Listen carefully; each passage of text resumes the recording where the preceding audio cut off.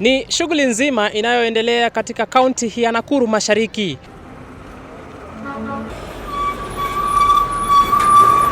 Urekebishaji wa barabara, bawa za maji, huku vijana wa kaunti hii na wanaosakini katika maeneo haya wanapata kazi. Na haya ndiyo maoni yao. Hii barabara inatusaidia magari isianguke, magari isianguke, inasaidia watu wa kipikipi. Hata sisi pia inatusaidia tunapata ya unga. Siku ya leo tumefurahia sana kwa ile kazi ambayo inaendelea. Na tunaomba viongozi wetu kama wangekuwa nafanya hivi, hakuna vita tungekuwa nao kabisa. Kwa hivyo sisi tunaomba iendelee na isisimame. Na vijana wetu ndio naona wanafanya kazi mahali hapa.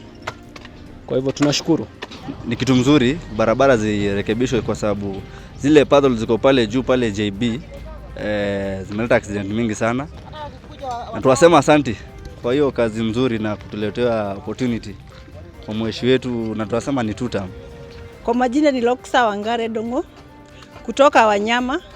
Mimi kitu ya kwanza ni kushukuru mheshimiwa David Gekaria juu kukuja kutusaidia juu tunapata kitu ya kukura, because mimi mwenyewe ni single mother.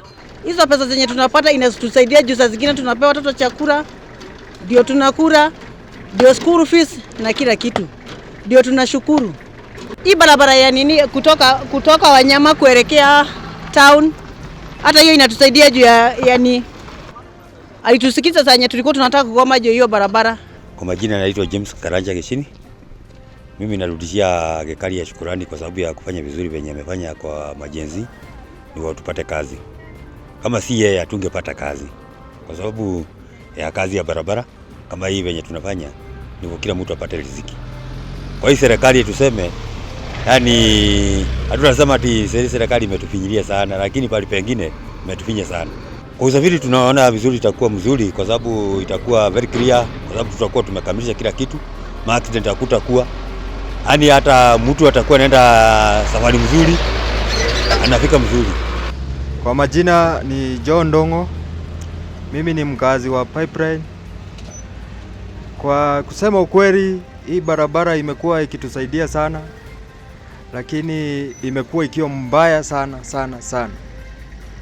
Tumesema ni vizuri kwa serikali na kwa MP wetu Gekaria kwa kutukumbuka na kutufikiria. Kwa hiyo machache tuseme tu ametukumbuka, na hiyo ni vizuri sana.